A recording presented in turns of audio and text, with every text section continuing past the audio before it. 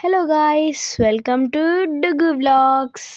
So నేనైతే ఈరోజు ఒక వీడియో తీస్తున్నాను కదా, దాంట్లో నేను స్టోరీ చెప్పబోతున్నాను.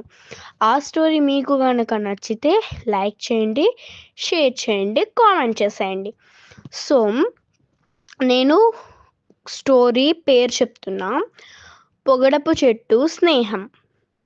నేనైతే దీన్ని చెప్తున్నాను, సో ప్లీజ్ వినండి. స్టార్ట్ చేస్తున్నాం.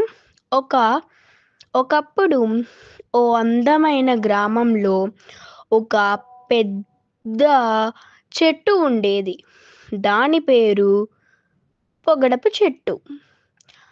అది ఎంతో బలమైన నదిగా ఎందరో దానిని పెరిగిచ్చేవాళ్ళు. దాని వేళ్ళు నేలలో గట్టిగా పాతుకుని ఉండేవి.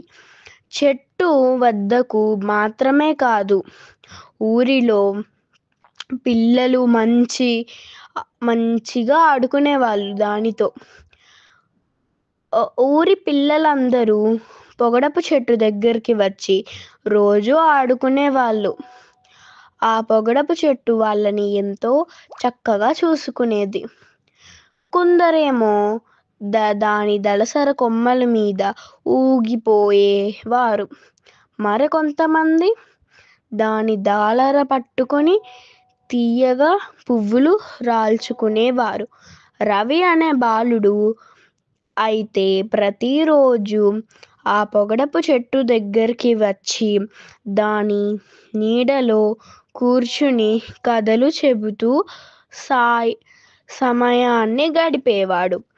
ఒకరోజు రవి చెట్టుతో మాత్రమే మాట్లాడుతూ, చెట్టు మామయ్య, నువ్వు ఎంత బలంగా ఎలా ఉంటున్నావు అడిగాడు. చెట్టు సంతోషంగా నవ్వి, బాలుడా, నన్ను నా వేర్ల బలంగా ఉంచుకున్నాను.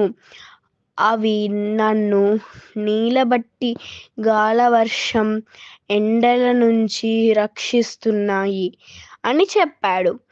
రవి అకస్మాత్తుగా వేళ్ళు అంత ముఖ్యమా అని తను మాటలతో చెప్తున్నాడు చెట్టు. ఆ పొగడపు చెట్టు ఎంతో స్నేహంగా ఆ ఊరి ప్రజలందరితో ఎంతో స్నేహంగా ఉండేది. ఒకరోజు బలమైన తుఫాను వచ్చింది. ఊహించని విధంగా బలమైన గాలులు వీస్తూ చెట్లను ఊడగొట్టేసాగాయి. పిల్లలందరూ భయపడి పొగడపు చెట్టు దగ్గరికి పరిగెత్తుకుంటూ వచ్చారు. కానీ ఆశ్చర్యంగా పొగడపు చెట్టు మాత్రం ఒక్క ఇంచు కూడా కదలలేదు. పిల్లలు ఆశ్చర్యపడి, ఇదెలా సాధ్యం చెట్టు మామయ్య అని అడిగాడు. చెట్టు నవ్వుతూ, నా వేళ్ళు నన్ను బలంగా నిలబెట్టాయి. మీరు మీ కుటుంబాన్ని, సంప్రదాయాలను గౌరవించండి.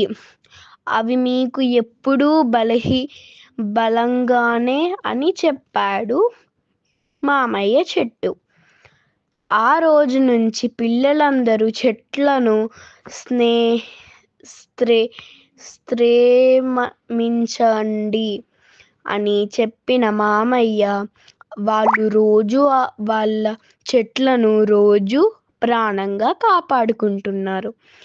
ఆ చెట్టు మామయ్య వల్ల ఇంతమంది మంచివాళ్ళు చెడు వాళ్ళు మారిపోయారు.